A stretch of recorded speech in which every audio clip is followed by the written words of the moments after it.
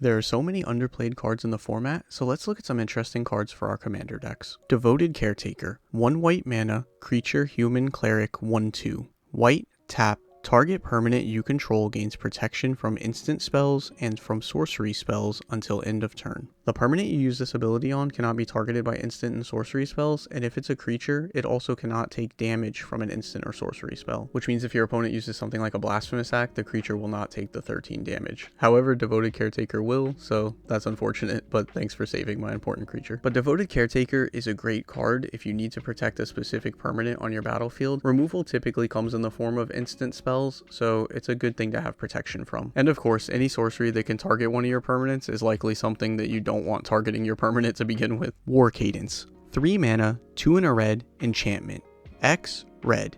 This turn, creatures can't block unless their controller pays X for each blocking creature they control. A couple of rules notes. This effect only applies to blockers after it resolves, so you will need to use this before blockers are declared. And while this might not come up much, X can equal 0, and the cost of 0 is not automatically paid. So for example, if someone used an effect on one of your creatures that forced it to block, you could pay 1 red mana and then choose not to pay the 0, and then your creature wouldn't be able to block and you would be able to save it from that combat. War Cadence is going to fit well in any deck that wants to push through damage, either attacking with your own creatures or some kind of forced combat or goad theme. I have this card in a deck that incentivizes and rewards combat without actually forcing it, because like many cards in Commander, this can be used as a political tool as well. If you don't swing your creatures at me, I'll make it more difficult for the other 2 players to block. And as long as you're not the biggest threat at the table, most people will take that deal because they're able to safely push through damage on their opponents, which is also good for you because your opponents are hopefully losing life.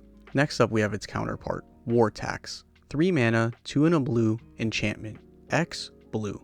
This turn, creatures can't attack unless their controller pays X for each attacking creature they control. You will need to activate this effect before attackers are declared, and X can equal 0, which is not automatically paid. This could come up if, say, your creatures were forced to attack, and you can go ahead and just pay 1 blue, X equals 0, and then choose not to pay the cost to allow them to attack, and that would stop your creatures from being forced to attack. The first thing that probably comes to mind is Propaganda, which is an enchantment for 3 mana, 2 and a blue. Creatures can't attack you unless their controller pays 2 for each creature they control that's attacking you. While they can serve a similar purpose of protecting you from attacks, that's not the only thing War Tax can do. As I previously mentioned, you can stop your own creature or someone else's creature from being forced to attack if its controller doesn't want it to. It can also protect your planeswalkers from attacks, which is something that Propaganda can't do. And of course, it has the political ability to be able to protect your opponents from being attacked as well. While typically we probably want our opponents to lose life and be on the receiving end of our other opponents' attacks, the truth is sometimes we need to keep them around to have valuable allies because somebody's too far ahead and we need to be able to deal with it together. And while I know leaving open mana for activated abilities usually turns people away from them, I think it's also a good way to cover for whether or not you're leaving that mana open for a counter spell or something else. Shinen of Life's Roar.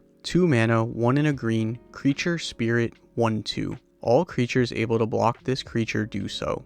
Channel. 2 and 2 green. Discard this card. All creatures able to block target creature this turn do so. I'm a fan of lure effects. I think they're underplayed in the format because being able to force all creatures to block one specific creature means it's much easier to push through damage with the remaining creatures that are attacking. What I like about this card though is not only is it a 2 mana creature that gives us the effect we want, but we can also channel this to any creature on the battlefield, which means we can use this on our opponent's creature to allow them to push through a bunch of damage on one of our other opponents. So it also has the upside of being able to be used on someone else's creature and not just our own. And since channel is an activated ability, you're not casting the spell, it makes it more difficult for your opponents to be able to interact or stop the ability from resolving. Sorceress Queen. 3 mana, 1 and 2 black, creature, human, wizard, 1/1. Tap.